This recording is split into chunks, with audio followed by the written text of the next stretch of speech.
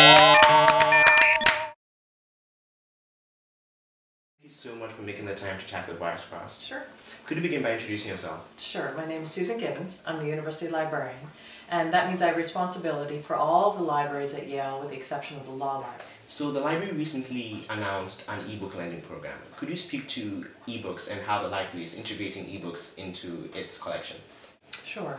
Libraries and ebooks are an interesting combination. When we buy a physical book, we contact the publisher, we say we want a copy of the book, they send it to us, we now have access to it, we now own it, we put it on the shelves and we lend it out. With ebooks, you don't have that same model, and what you find is that publishers are still experimenting with different ebook models. So in some cases, what we can do is we get access to the electronic books, and then you can borrow it through us and download it onto a device, like an iPad or an iPhone. In other cases, we get packages of ebooks that are only available through the web. You have to have the computer, and you aren't able to download to your own device. The other problem with ebooks that we're still struggling with is often when you purchase access to an ebook, it is a license. In other words, we don't own it in perpetuity. We only own it as long as we continue the subscription. Interesting.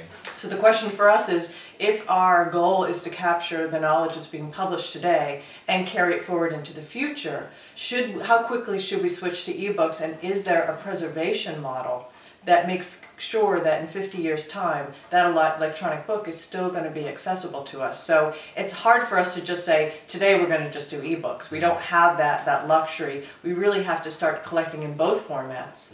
The physical format, so that we know we're going to have access to it, but in the electronic format, because in certain disciplines, that's the easiest way to get access to the information.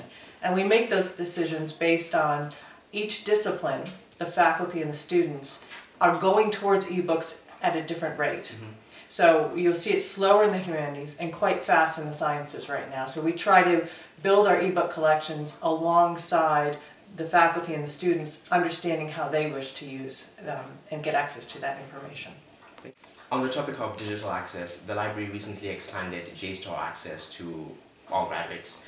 So do we at least now have a lifetime access to JSTOR, and are there any plans to expand similar access to similar journals?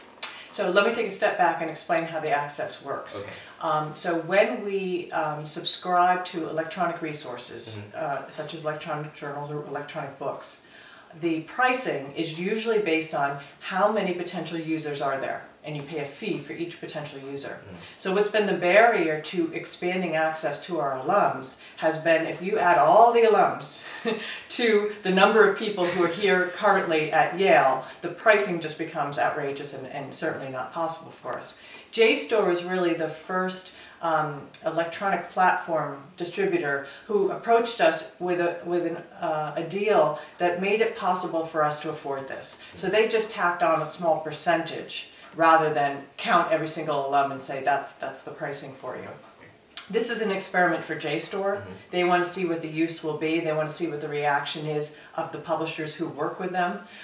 So I can't promise lifetime access because JSTOR may, JSTOR may rethink this model. But at the same time, we're starting to have similar conversations with other database vendors that we're working with to say, we've done this with JSTOR, this was the pricing model they used, would you be interested in exploring that with us as well? So our hope is that we're going to be able to expand this. I can't make any promises though, because it's really an agreement between two parties, and JSTOR may someday decide this wasn't a good idea, but right now they're very excited about the interest in their content and how excited the Yale alums have been to get access to it. The library is now way more active on social media. What's the motivation behind this? One of the first changes I made when I arrived here was to appoint someone to be full-time focused on communications and marketing for the library. Her name's Amanda Patrick, and she's been here for several years and has been doing that work, but never full-time. And one of the reasons why we want to do this is because there's wonderful things going on within the library system as a whole. Talks at the Beinecke, exhibits at the Divinity Library, on. And yet, as we presented those, they weren't seen as a whole. They weren't seen as part of the library system, but rather this scattering of different opportunities. So I wanted to make sure that we could sort of brand the library and make sure that all that we contribute back to the Yale community is seen as part of a library system.